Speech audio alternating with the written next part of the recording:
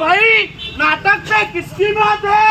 आपकी बात, हमारी बात, हम सबकी बात। किसकी बात?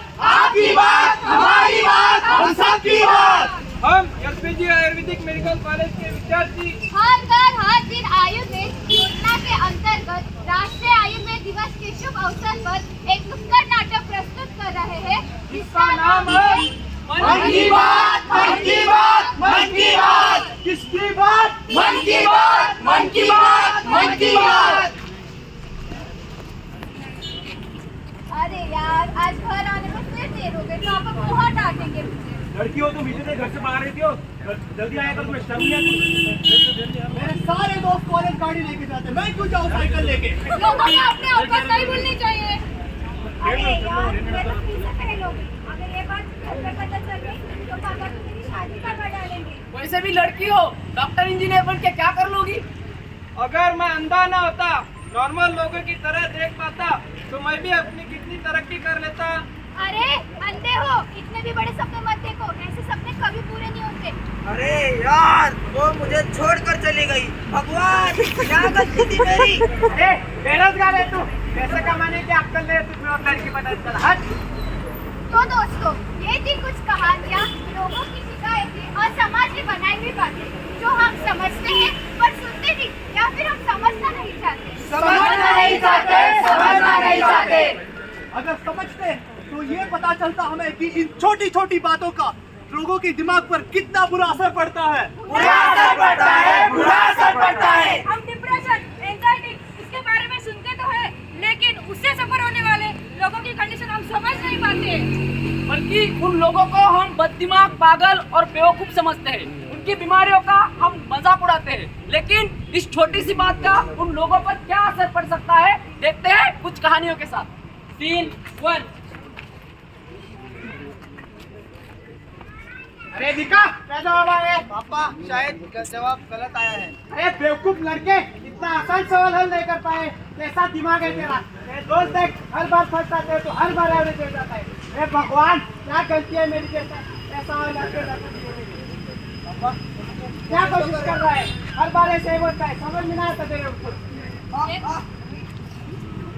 ये नाटक बंद कर और ये सभी क्वेश्चन सॉल्व कर। तू जब तक क्वेश्चन सॉल्व नहीं करता तेरे को खाना नहीं मिलता। दिन भर खेलता रहता है, थोड़ा पढ़ाई में भी ध्यान दिया कर। अब रोना बंद कर, पढ़ाई कर।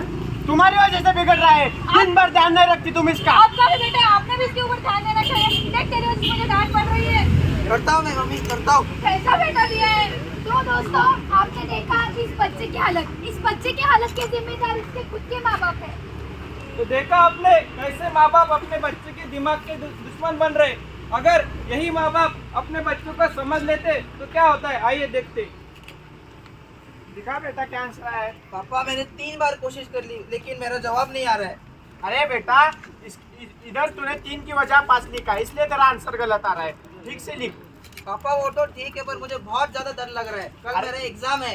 अरे कुछ नहीं होता, तू अगर पेपर से डरेगा तो तुझे और डराएगा। इसलिए छोटी मोटी गलतियां मत कर, कोशिश कर, कुछ नहीं होता। ठीक है पापा, मैं कोशिश करता हूँ।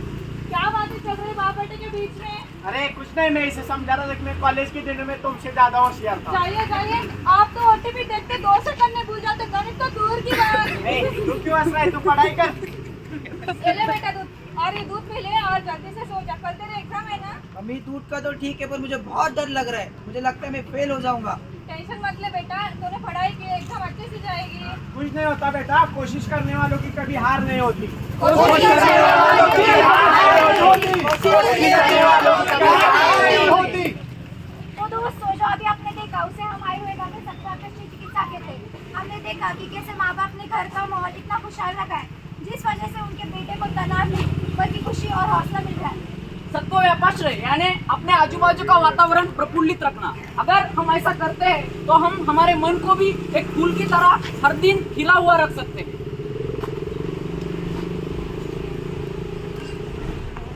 अरे यार, मैं क्या करूँ, किधर जाऊँ? इस दुनिया में तो मेरा कोई भी नहीं, मैं अकेली हूँ।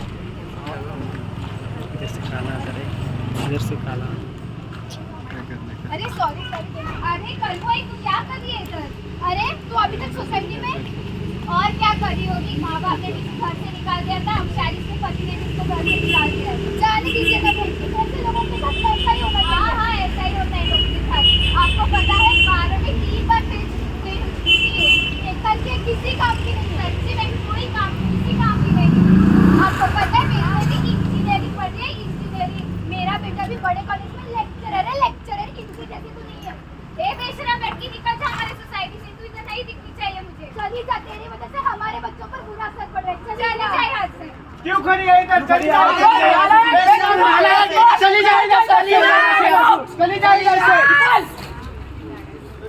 लोगों ने कैसे 2-4 लोग आकर इसे कुछ बातें सुना के गए, उसकी वजह से उस बेचारी डिप्रेशन में गई।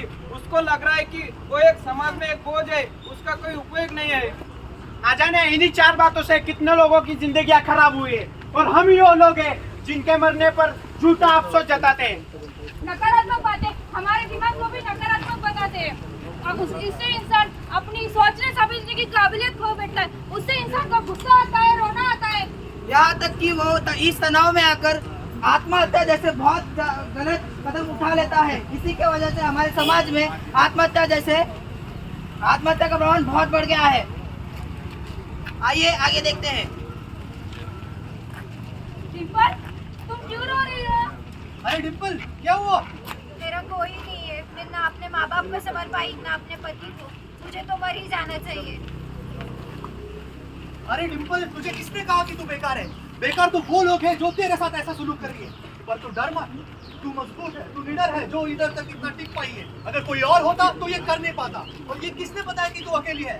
हम दोस्त हैं ना तेरे साथ। हैं। हम तेरे साथ हैं। हम तुम्हारे साथ हैं, हम तुम्हारे साथ हैं। अगर 4 बातें इंसान को बर्बाद कर सकती है तो 4 सकारात्मक बातें इंसान को सही राह पर ला सकती है। हमारा आयुर्वेद हमें सिखाता है कि मात्सर्य, ईर्ष्या, द्वेष, ये सब हमारे दिमाग के दुश्मन हैं, जिनको हम अपने दिमाग पर हावी ना होने देते हुए हमारी मानसिक शक्ति को और ज्यादा शक्तिशाली बनाना चाहिए। काम क्रोध तुम ना करो, सबके लिए मन में प्रेम रखो। काम क्रोध तुम ना करो, सबके लिए मन में प्रेम रखो। लोभ मोह से दूर रहो, मन को अपने शांति दो, लोभ मोह से दूर रहो, मन को अपने शांति दो। मदा मात्सर्य को कहो अलविदा, मन का सुकून कभी ना हो जुदा, मदा मात्सर्य को कहो अलविदा। मन का सुकून कभी ना हो जुदा। ईर्ष्या द्वेष किसी से ना करो, खुशी से अपना जीवन भरो, ईर्ष्या द्वेष किसी से ना करो, खुशी से अपना जीवन भरो।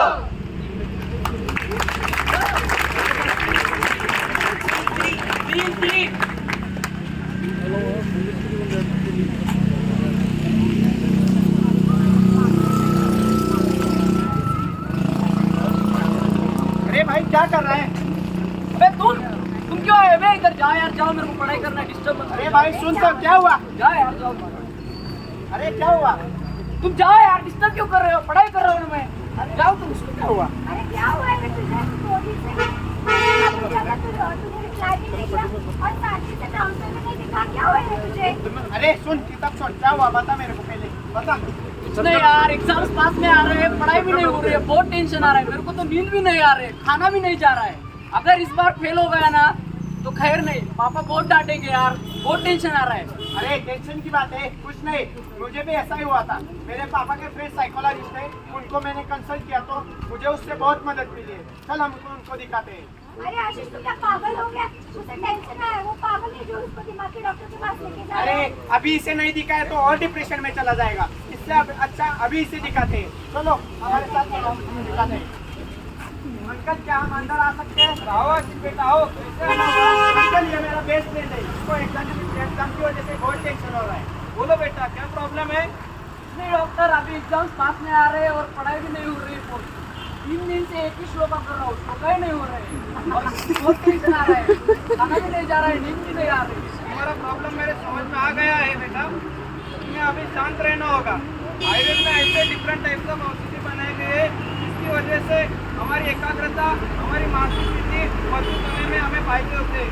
और आयुर्वेद का एक ऐसा शस्त्र है जिसका नाम है ध्यान और योगा। रोज सुबह उठकर ये दोनों चीजें आप करते हो तो आपकी एकाग्रता और मानसिक संतुलन को मजबूत होने में बहुत सारे फायदे होंगे। Thank you doctor.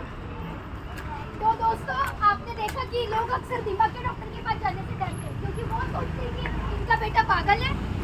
क्या हमारा स्वास्थ्य समाज से बढ़कर है और हमें समाज की बातों को इतना सीरियस लेना चाहिए? क्या ये सही बात है? अभी जो आपने देखा उसे हम युक्ति व्यवहार से चिकित्सा कहते हैं। एक कुशल वैद्य अच्छे से जानता और समझता है उसे मानसिक रोगी को कैसे संभालना है। वो हमें ऐसी बात बता सकता है जिससे हमारी वो अपनी युक्ति और ज्ञान से हमारी मदद कर सकता है। तो उसी पर जाने से डरना कैसा? हम आपको यही बताना चाहते हैं कि आयुर्वेद हमारे पूर्वजों का एक आभूषण है। जिससे हम हर एक रोग को जड़ से मिटा सकते हैं। मिटा सकते हैं, मिटा सकते हैं।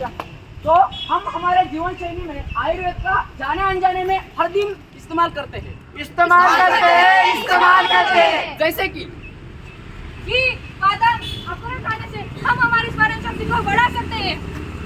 प्राणायाम एवं योग से हम हमारे मन को मजबूत बना सकते हैं।